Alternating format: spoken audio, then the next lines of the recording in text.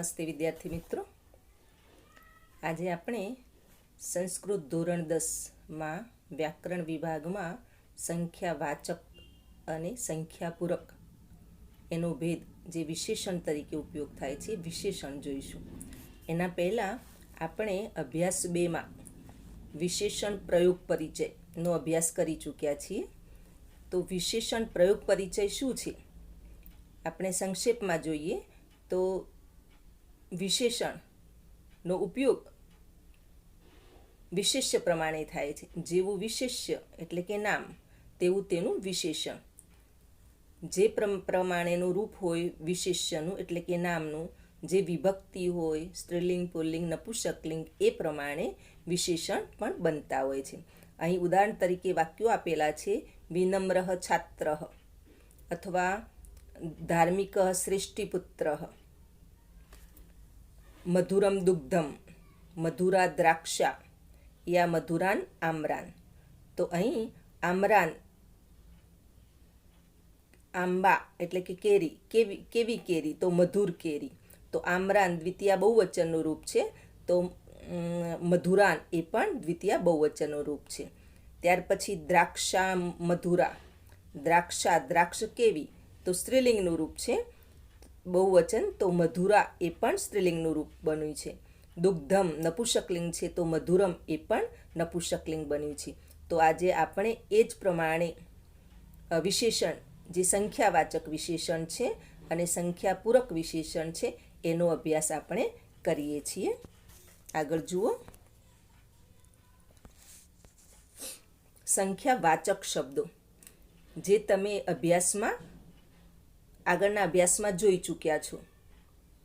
સંખ્યાવાચક એટલે શું? સૌથી પહેલાં તો સંખ્યાવાચક એટલે વાંચી શકીએ છીએ આપણે 1 2 3 4 5 25 50 100 150 એને સંખ્યાવાચક કહીએ છીએ ગુજરાતીમાં।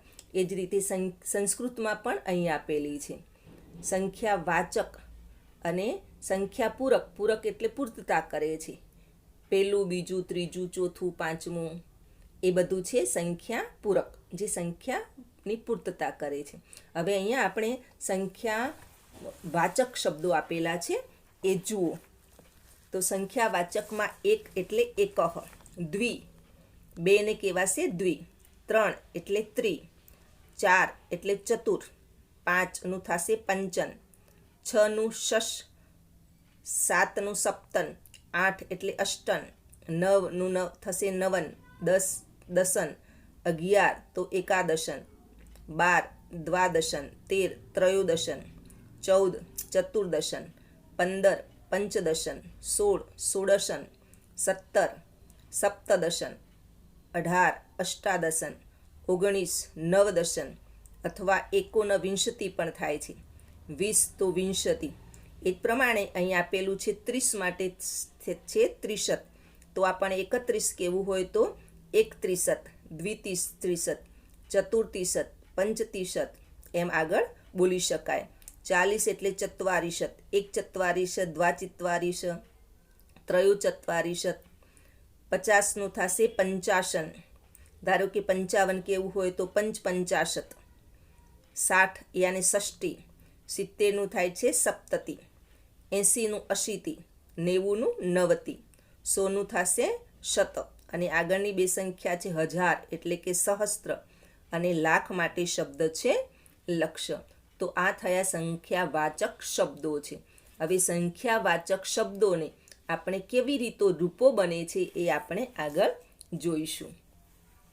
અહીં એકના રૂપો આપેલા છે। એક જે એક વચનમાં જ વપરાય છે, એમાં પુલ્લિંગ, સ્ત્રીલિંગ અને નપુંસકલિંગ બધા જ રૂપો અલગ અલગ છે, તમે અહીં જોઈ શકો છો। અહીંયા પણ પ્રથમા વિભક્તિથી સપ્તમી વિભક્તિ સુધી જોવા મળે છે। તો પુલ્લિંગમાં એકઃ, એકમ, એકેન, એકસ્મૈ, એકસ્માત, એકસ્ય અને એકસ્મિન। તો આ તદના રૂપો જેવા છે, તદના રૂપો આવે છે। પછી આપણા 10મા ધોરણના પાઠ્યપુસ્તકમાં પણ આપેલા છે તદ, કિમ અને સર્વના રૂપો આપેલા છે, તો એના જેવા સેમ છે, એટલે તમે એ સર્વના રૂપો જોશો તો આ પણ તમને આવડી જશે। એકઃ તો પુલ્લિંગ દેવ પ્રમાણે રૂપ થયું, દેવઃ, દેવમ, દેવેન, બરાબર. પછી અહીંયા એકસ્મય છે એ તદના રૂપ જેવા છે. તસ્મય તો એકસ્મય, તસ્માત તો એકસ્માત, તસ્ય તો એકસ્ય, તસ્મિન તો એકસ્મિન. તો આ બધા રૂપો સરખા છે. ત્યાર પછી સ્ત્રીલિંગમાં થશે એકા, એકા, એકામ, એકયા, એકસ્યૈ, એકસ્યાહ, એકસ્યાહ અને એકસ્યામ. તો સ્ત્રીલિંગમાં આપણે ભણી ગયા છીએ લતા 9મા ધોરણમાં. તો લતા પ્રમાણે આના રૂપો પણ જોવા મળે છે. લતાયામ તો એકસ્યામ, લતાયાહ તો એકસ્યાહ, એકસ્યાહ, લતયા તો એકયાહ, લતામ તો એકામ અને લતા તો એકા. તો એ પ્રમાણે રૂપો પણ અહીંયા જોવા મળે છે, અથવા તદના રૂપો પણ જેવા પણ થઈ શકે છે. પછી નપુંસકલિંગ, નપુંસકલિંગમાં તમે વન ભણી ગયેલા છો, વનમ, વને, વનાની. એ પ્રમાણે અહીંયા પણ એકના રૂપો છે. વનમ એટલે એકમ, એકમ વનમ એટલે એક વન કહી શકીએ આપણે. એકમ, એકમ, એકેન, એકસ્મય, એકસ્માત, એકસ્ય અને એકસ્મિન. હવે અહીંયા ધ્યાન પણ શું રાખવાનું છે આપણને? એક પુલ્લિંગ અને નપુંસકલિંગ બંનેમાં કેટલો ફરક છે? પ્રથમા અને દ્વિતીય વિભક્તિનો. નપુંસકલિંગમાં પ્રથમા દ્વિતીય વિભક્તિ એક સરખી જ એકમ એકમ છે. બાકીની તૃતીયાથી સપ્તમી વિભક્તિ બધી પુલ્લિંગ જેવી જ છે. તો આપણે આ રૂપોને યાદ કરીએ તો આપણે સર્વનામમાં વિશેષણનો આપણે યોગ્ય રીતે વાક્યમાં ઉપયોગ કરી શકીએ છીએ. જુઓ આગળ એના વાક્યો છે. એકઃ પુત્રઃ પુલ્લિંગમાં થશે. પુત્ર પુલ્લિંગ છે તો એક પુત્ર એમ કેવું હોય તો પુત્રઃ, ધારો કે દેવ, દેવઃ, દેવનું થશે દેવઃ તો એકઃ દેવઃ. એમ અહીંયા આપેલું છે પુત્રઃ તો એકઃ પુત્ર, એક પુત્ર. એ જ પ્રમાણે સ્ત્રીલિંગમાં આપ્યું છે એકા કન્યા, તો સ્ત્રીલિંગ વાત છે. કન્યા કેવી? સ્ત્રીલિંગ છે તો કન્યા પ્રથમા એક વિભક્તિમાં થશે કન્યા. તો અહીંયા આપણે એની સાથે મુકાશે એકા કન્યા એટલે એક કન્યા. એ જ પ્રમાણે નપુંસકલિંગમાં ફલમ તો એકમ ફલમ. હમણાં આપણે આગળ રૂપો જોયા તે પ્રમાણે અહીંયા પણ આપણે જોઈ શકીએ છીએ. અથવા આગળ વાક્યો જોઈએ તો એકઃ રથઃ ધાવતી, એક રથ દોડે છે તો રથ પુલ્લિંગ છે તો એની સાથે આવશે એકઃ. એકા બાલિકા ક્રીડતી, એક બાલિકા રમે છે તો બાલિકા સ્ત્રીલિંગ છે માટે એકનું થશે એકા. ફલમ અથવા વન, વનમ તો વન સ્ત્રી નપુંસકલિંગ છે માટે એકમ વનમ વપરાશે. બેના રૂપો જુઓ. બે જેનું દ્વિવચનમાં જ વપરાય છે. બેના જે રૂપો છે એ દ્વિવચનમાં જ વપરાય છે. એક વચનમાં પણ ન થઈ શકે અને બહુવચનમાં પણ ન થઈ શકે. એની પ્રથમા વિભક્તિ પુલ્લિંગમાં છે દ્વૌ, દ્વૌ, દ્વાભ્યામ, દ્વાભ્યામ, દ્વાભ્યામ, દ્વયોઃ, દ્વયોઃ. આ પુલ્લિંગના રૂપો છે. જુઓ કેટલા સરળ છે. દ્વૌ, દ્વૌ, દ્વાભ્યામ, દ્વાભ્યામ, દ્વાભ્યામ. તો તૃતીયા, ચતુર્થી અને પંચમી સરખી છે અને ષષ્ઠી, સપ્તમી સરખી છે. દ્વયોઃ, દ્વયોઃ અને પ્રથમા દ્વિતીય વિભક્તિ પણ સરખી છે. દ્વ્યો, દ્વૌ. એ જ પ્રમાણે સ્ત્રીલિંગમાં સ્ત્રીલિંગ અને નપુંસકલિંગ બંનેના રૂપો સરખા હોય છે. તો એમાં પ્રથમા દ્વિતીય વિભક્તિ છે દ્વે. ત્યાર પછી ચતુર્થી, પંચમી અને ષષ્ઠી પુલ્લિંગ જેવી જ છે.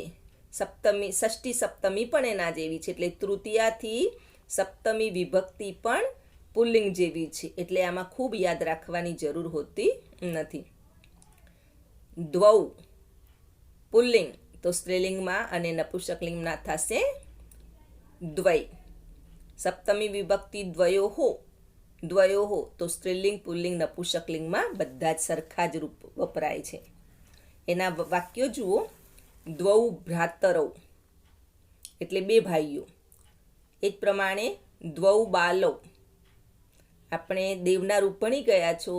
દેવઃ, દેવૌ, દેવાહા. તો બે ભાઈઓ માટે વાપરવું હોય તો ભ્રાતરૌ તો દ્વૌ ભ્રાતરૌ થશે.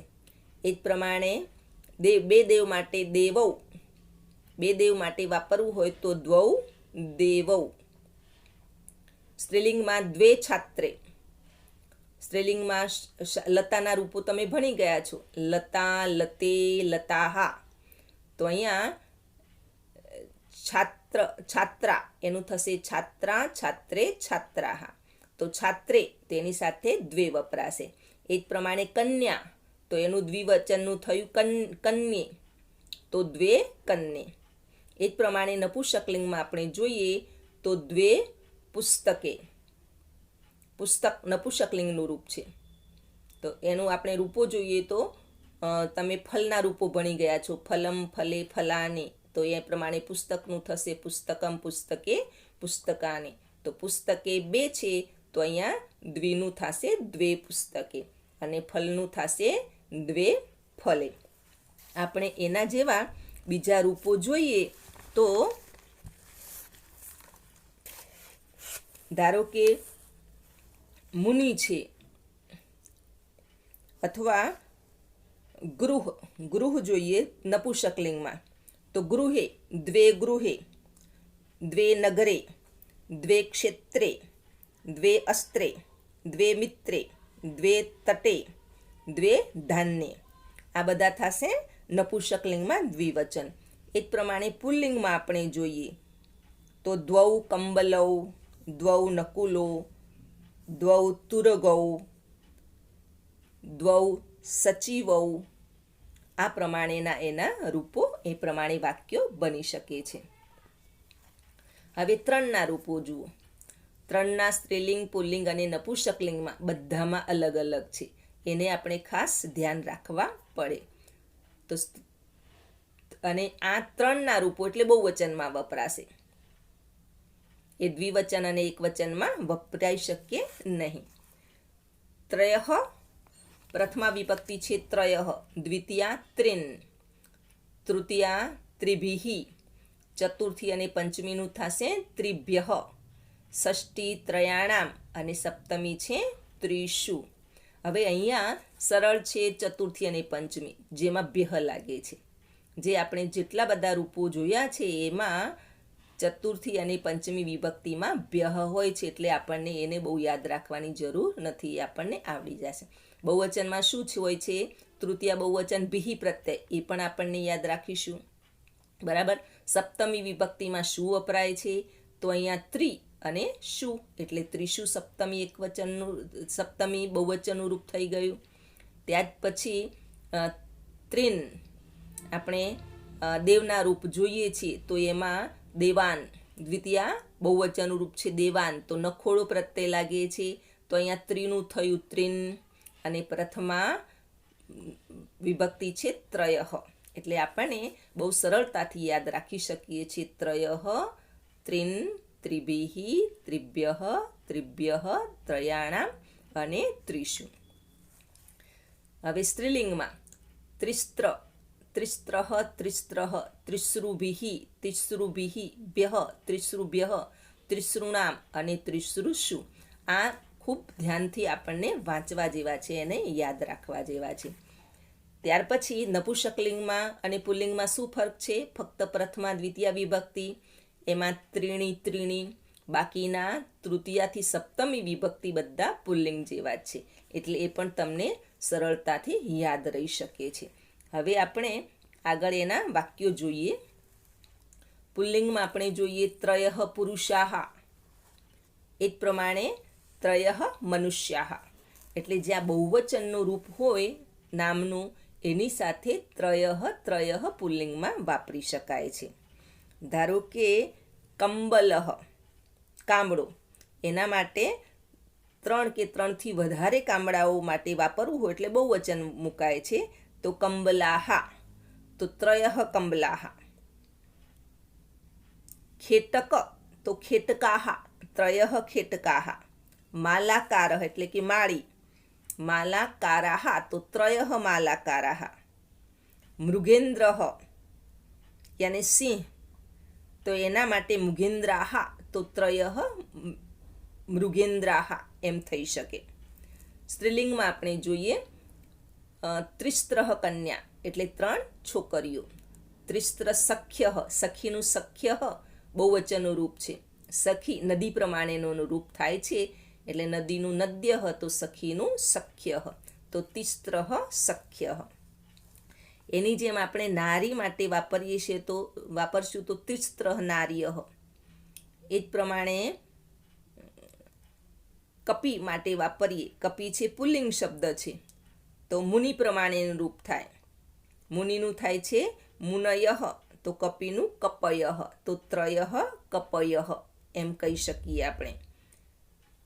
ત્યાર પછી વાપી એટલે વાવ, તો 3 વાવ એના માટે વાપરવું હોય તો ત્રયઃ વાપ્યઃ, ત્રયઃ વાપ્યઃ થઈ શકે.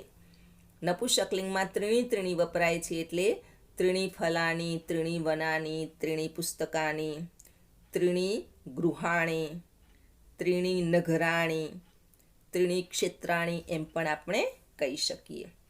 એટલે આપણે ધ્યાન રાખશું, ત્રયઃ બહુવચનમાં 3 માટે ત્રયઃ, પુલ્લિંગમાં સ્ત્રીલિંગમાં ત્રિસ્ત્રઃ અને નપુંસકલિંગમાં ત્રીણી વપરાય છે. હવે ચતુર્થના રૂપ જોશું. ચતુર એટલે 4. એના પણ પુલ્લિંગ, સ્ત્રીલિંગ અને નપુંસકલિંગમાં અલગ અલગ છે. પ્રથમા વિભક્તિ ચત્વારઃ, ચત્વારઃ દ્વિતીયા ચતુરઃ, તૃતીયા ચતુર્ભિઃ, તૃતીયા ચતુર્ભિઃ, ચતુર્થી ચતુર્ભ્યઃ, પંચમી ચતુર્ભ્યઃ, ષષ્ઠી ચતુર્ણામ અને સપ્તમી ચતુર્ષુઃ. હવે એના જેવા જ નપુંસકલિંગના, એમાં ફક્ત પ્રથમા દ્વિતીયા વિભક્તિ જ અલગ છે. એમાં ચત્વારી ચત્વારી, તો ચત્વારી એક યાદ રાખવાનું, એટલે પ્રથમા દ્વિતીયા બંને આપણને આવડી જશે. ત્યાર પછીની તૃતીયાથી સપ્તમી વિભક્તિ પુલ્લિંગ જેવી જ છે. ચતુર્ભિઃ, ચતુર્ભ્યઃ, ચતુર્ભ્યઃ, ચતુર્ણામ અને ચતુર્ષુ. તો આ પણ રૂપો બધા બહુવચનમાં જ વપરાય છે, એક વચનમાં દ્વિવચનમાં વપરાતા નથી. એટલે એની સાથે બહુવચનનું રૂપ જ હોઈ શકે, એક વચન દ્વિવચનનું રૂપ હોઈ શકે નહીં. આપણે એના હવે સ્ત્રીલિંગમાં જોઈએ. સ્ત્રીલિંગમાં પ્રથમા વિભક્તિ છે ચતસ્રઃ, એ જ પ્રમાણે દ્વિતીયામાં પણ સરખી છે, ચતસ્રઃ ચતસ્રઃ. ત્યાર પછી તૃતીયા વિભક્તિ છે ચતસ્રુભિઃ, ચતુર્થી પંચમી સરખી છે, ચતસ્રુભ્યઃ, ચતુસ્રભ્યઃ, અને ષષ્ઠી છે ચતસ્રુણામ અને સપ્તમી ચતસ્રુષુ, ચતસ્રુષુ. એટલે આપણે આને પણ ધ્યાનપૂર્વક તૈયાર કરશું. 2-3 વખત વાંચશો એટલે તમને ચોક્કસ આ આવડશે જ. એના વાક્યો છે ચત્વારઃ કૂપાઃ, એટલે 4 કૂવાઓ. કૂપઃ યાને કૂવો, તો 4 કૂવા માટે વાપરવું હોય વાક્ય તો ચત્વારઃ કૂપાઃ. પ્રાસાદ એટલે મહેલ, પ્રાસાદ પુલ્લિંગ છે માટે પ્રાસાદાઃ, એટલે 4 મહેલ. 4 મહેલ માટે વાપરવું હોય તો ચત્વારઃ પ્રાસાદાઃ. એ જ પ્રમાણે આપણે આગળ જોઈએ. 4 મુનિઓ એમ મૂકવું હોય તો ચત્વારઃ મુનયઃ. કવિ વાપરવું હોય તો ચત્વારઃ કવયઃ. રાજા માટે વાપરવું હોય તો ચત્વારઃ નૃપતયઃ. ગિરિ 4 પર્વત માટે વાપરવું હોય તો ચત્વારઃ ગિરયઃ. દુકાન માટે વાપરવું હોય તો દુકાન માટે શબ્દ છે વિપણી, તો એના માટે વિપણયઃ. ચતસ્ર એ સ્ત્રીલિંગ શબ્દ છે માટે ચતસ્ર વિપણયઃ એમ વાપરી શકાય. હવે અહીંયા સ્ત્રીલિંગમાં છે જનની, એનું થશે જનન્ય. જનની દીર્ઘ ઇકારાંત છે, એટલે નદી પ્રમાણેનું રૂપ થાય. તો બહુવચન છે નદીનું નદ્યઃ, તો જનનીનું જનન્યઃ. તો એનું બહુવચન છે ચતસ્ર, 4 જનનીઓ, 4 માતાઓ, એના માટે વપરાશે ચતસ્રઃ જનન્યઃ. એ જ પ્રમાણે રજન્યઃ એટલે રજની, રજનીનું થયું રજન્યઃ. રજની એટલે રાત્રિ, તો 4 રાત્રિઓ, તો ચતસ્રઃ રજન્યઃ એમ કહી શકીએ આપણે. હવે નપુંસકલિંગમાં છે ચત્વારી નગરાણી, એ જ પ્રમાણે ચત્વારી દ્વારાણી. દ્વાર, દ્વાર કેવું નપુંસકલિંગ છે, દ્વારનું થયું દ્વારાણી, એટલે 4 દ્વારો એમ કેવું હોય તો ચત્વારી દ્વારાણી. 4 મિત્રો તો ચત્વારી મિત્રાણી એમ કહી શકીએ. 4 પુસ્તકો તો ચત્વારી પુસ્તકાની એમ આપણે બનાવી શકીએ વાક્યો. આગળ જોઈએ. પંચના રૂપો છે. પંચ, પંચ, પંચભિઃ, પંચભ્યઃ, પંચભ્યઃ, પંચાનામ અને પંચસુ. હવે આપણે અહીંયા ધ્યાન રાખવાનું છે કે 5 થી 19 સુધીના રૂપો એક સરખા જ થાય છે. એ ખાસ યાદ આપણે રાખશું. નીચે આપેલું છે પંચનના રૂપો પ્રમાણે સપ્તન, નવન વગેરેના રૂપો કરવા. જ્યારે સસ અને અષ્ટના તે રૂપો કરતાં કેટલીક બાબતોમાં જુદા પડે છે. હવે જુદા ક્યાં પડે છે આપણે જોઈ લઈએ. પ્રથમા દ્વિતીય વિભક્તિમાં વૈકલ્પિક આપેલા છે. ષટ અને ષડ બંને મૂકી શકાય.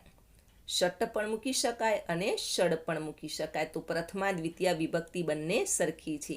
જોઈ લો, પ્રથમા અને દ્વિતીય પાંચમાં થશે પંચ, પંચ. એ જ પ્રમાણે ષડમાં થાય છે ષટ, ષડ. એ જ પ્રમાણે ષટ, ષડ. અને અષ્ટનું થશે અષ્ટ, અષ્ટૌ. અષ્ટ, અષ્ટૌ. એટલે આ બંને અષ્ટ પણ વાપરી શકાય અને અષ્ટૌ પણ વાપરી શકાય. તૃતીય વિભક્તિ છે પંચભિઃ, તો અહીંયા થશે ષડભિઃ. અષ્ટમાં થશે અષ્ટભિઃ અથવા અષ્ટાભિઃ. ચતુર્થી ભ્યઃ પ્રત્યય લાગે છે એટલે ષડભ્યઃ, ષટ્ભ્યઃ અને અષ્ટભ્યઃ અને અષ્ટાભ્યઃ પણ થઈ શકે છે. પંચમીમાં પણ તે જ પ્રમાણે છે, અષ્ટભ્યઃ અથવા અષ્ટાભ્યઃ. ષષ્ઠી વિભક્તિમાં ષણ્ણામ, ત્યાં અષ્ટાનામ. સપ્તમી વિભક્તિ છે ષટસુ, તો અષ્ટમાં થશે અષ્ટસુ અને અષ્ટાસુ પણ થઈ શકે. એટલે અષ્ટનના રૂપો ખાસ ધ્યાન રાખવાની જરૂર છે કે જેમાં વૈકલ્પિક રૂપો છે. અષ્ટ સાથે પણ છે અને અષ્ટૌ છે. એટલે અષ્ટ અને અષ્ટા એ બંને રીતે એના રૂપો થાય છે. હવે આપણે ધારો કે સપ્તનના જોઈએ તો શું થશે? પંચ પ્રમાણે જ એના રૂપો થશે. તો સપ્ત, સપ્ત, સપ્તભિઃ, સપ્તભ્યઃ, સપ્તભ્યઃ, સપ્તાનામ અને સપ્તસુ. એ જ પ્રમાણે નવના રૂપો જોઈએ તો નવ, નવ, નવભિઃ, નવભ્યઃ, નવભ્યઃ, નવાનામ અને નવસુ. બસ કેટલા સરળ રૂપો છે. આપણે 1-2 વાર વાંચીશું એટલે આપણને ઝડપથી આ રૂપો પણ આવડી જશે. એના વાક્યો જોવાના છે આપણે. ખાસ ધ્યાન રાખશું કે આ રૂપો છે તે પંચ, શશ, અષ્ટ એટલે 5 થી માંડીને 19 સુધીના રૂપો એ બધા સ્ત્રીલિંગ, પુલ્લિંગ અને નપુંસકલિંગમાં એક સરખા જ થાય છે.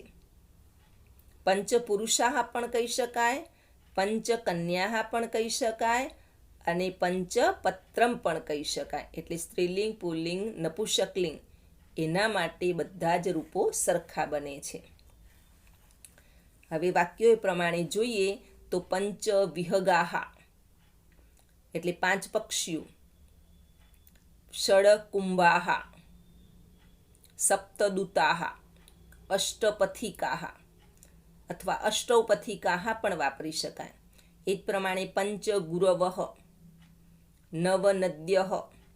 નદી એટલે સ્ત્રીલિંગ રૂપ છે તેમ છતાં પણ નવનું નવ જ રહેશે. પંચ નદ્યઃ પણ કહી શકાય, ષડ નદ્યઃ પણ કહી શકાય, સપ્ત નદ્યઃ કહી શકાય.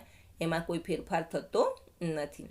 અષ્ટમક્ષિકા, અષ્ટમક્ષિકા અથવા અષ્ટૌમક્ષિકા બંને સાચું થાય છે. ષટમુદ્રિકા, અષ્ટૌ નૃપતયઃ, 10 અવતારાઃ. સપ્ત પશવઃ, અષ્ટધેનવઃ.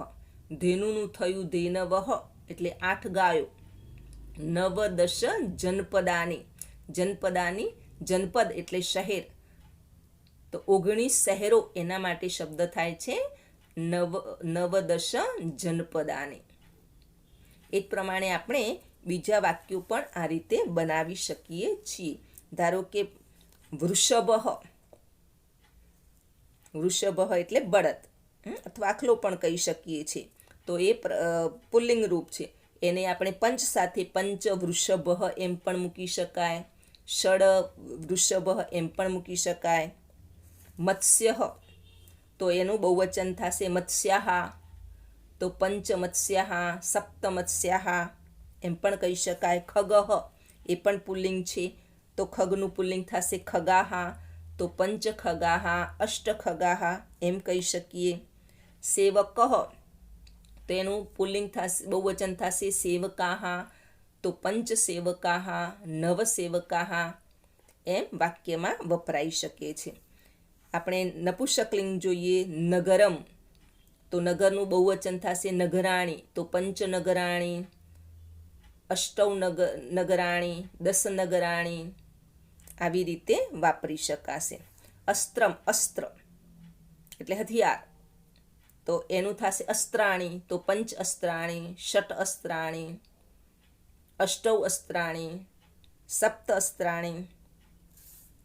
આપણે સ્ત્રીલિંગ આકારાંતના રૂપો બનાવતા હોઈએ તો ધારો કે શિલા એટલે કે પથ્થર, તો એનું બહુવચનનું થશે શિલાહા, તો પંચશિલાહા, અષ્ટૌ શિલાહા એમ વાપરી શકાશે. શારદા તો એનું બહુવચન થશે શારદાહા, તો સપ્ત શારદાહા, અષ્ટ શારદાહા, 9-10 શારદાહા આમ વાક્યમાં વાપરી શકાય. ભગિની એટલે બહેનો, તો ભગિની નદી જેવું રૂપ થાય છે, તો ભગિની થશે ભગિન્યઃ. તો એનું આપણે 5 બહેનો માટે વાપરવું હોય તો પંચ ભગિન્યઃ, 7 બહેનો એમ વાપરવું હોય તો સપ્ત ભગિન્યઃ એમ વાપરી શકાય. ખ્યાલ આવી ગયો? એટલે આપણે આને ધ્યાનમાં રાખીશું. હવે આગળ આપણે જોઈએ છીએ સંખ્યા પૂરક. સંખ્યાવાચક શબ્દો આપણે આગળ જોઈ ગયા છે. 1, 2, 3, 4, 5, 6, 7, 8, 9 અને 10. હવે સંખ્યા પૂરક કેવા છે વાક્યો એ જુઓ. સંખ્યા પૂરક શબ્દો. સંખ્યા પૂરક શબ્દોમાં પુલ્લિંગમાં થશે પ્રથમઃ, દ્વિતીયઃ, તૃતીયઃ, ચતુર્થઃ, પંચમઃ, ષષ્ઠઃ, સપ્તમઃ, અષ્ટમઃ, નવમઃ અને દશમઃ. સ્ત્રીલિંગમાં પ્રથમા, દ્વિતીયા, તૃતીયા, ચતુર્થી, પંચમી, ષષ્ઠી, સપ્તમી, અષ્ટમી, નવમી અને દસમી. નપુંસકલિંગમાં બધામાં અમ પ્રત્યય લગાડવાનો છે. પુલ્લિંગમાં આપણે વિસર્ગ લગાડ્યો અહ, બરાબર છે, તો અહીંયા નપુંસકલિંગમાં અમ. અહીંયા પ્રથમ હતો ત્યાં પ્રથમમ, દ્વિતીયમ, તૃતીયમ, ચતુર્થમ, પંચમમ, ષષ્ઠમ, સપ્તમમ, અષ્ટમમ, નવમમ અને દશમમ. એ જ પ્રમાણે આગળ પણ આપણે જોઈએ તો એકોનવિંશતિ, એકોનવિંશતિ એવું રૂપ વાપરી શકાય છે.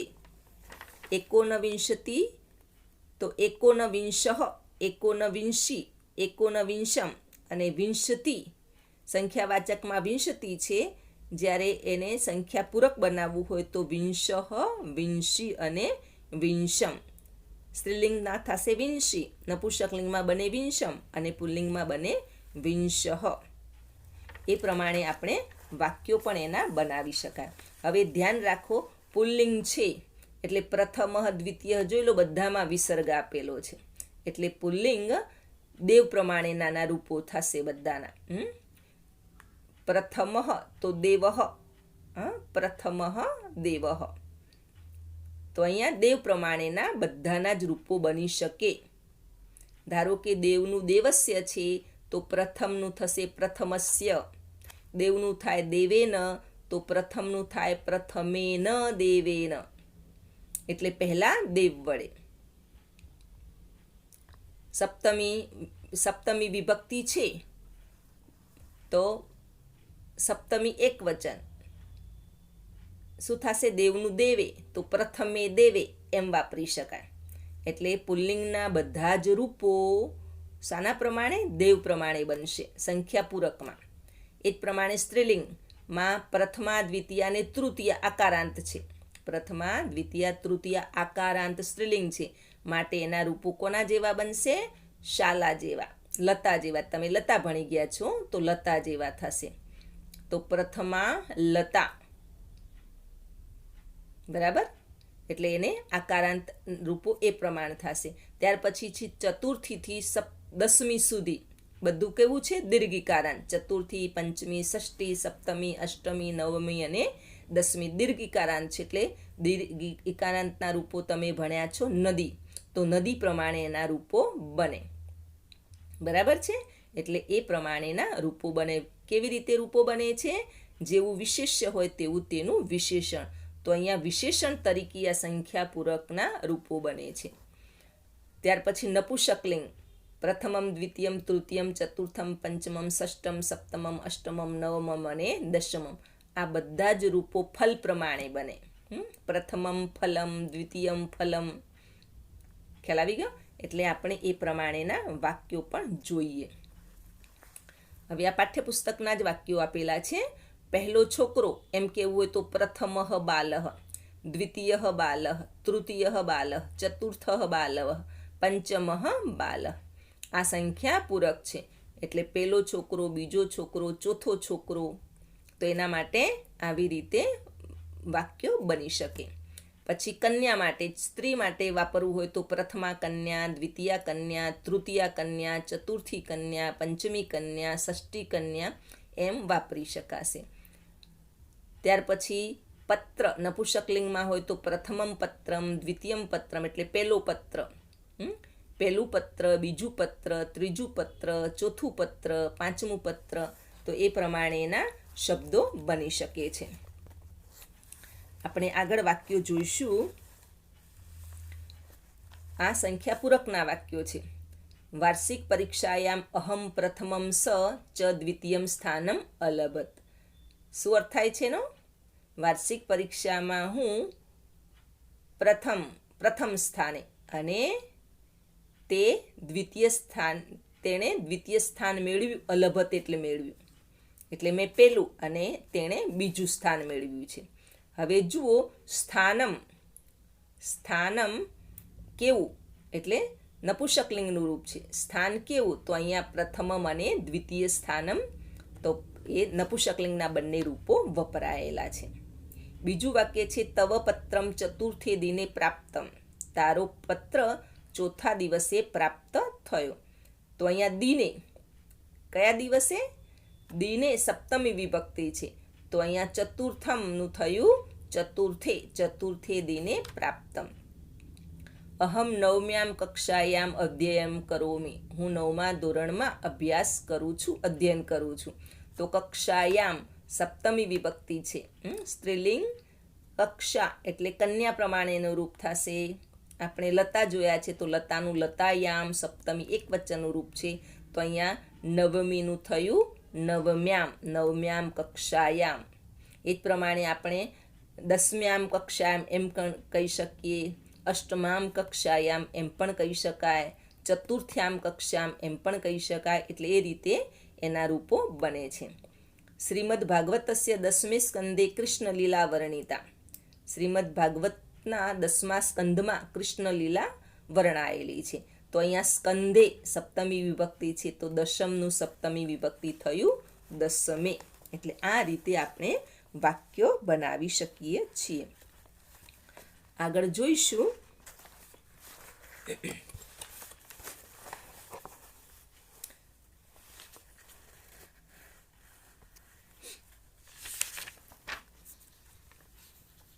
શ્રીમદ ભગવદ્ ગીતાયાઃ દ્વિતીય અધ્યાયે સ્થિતપ્રજ્ઞસ્ય લક્ષાણી વર્ણિતાની.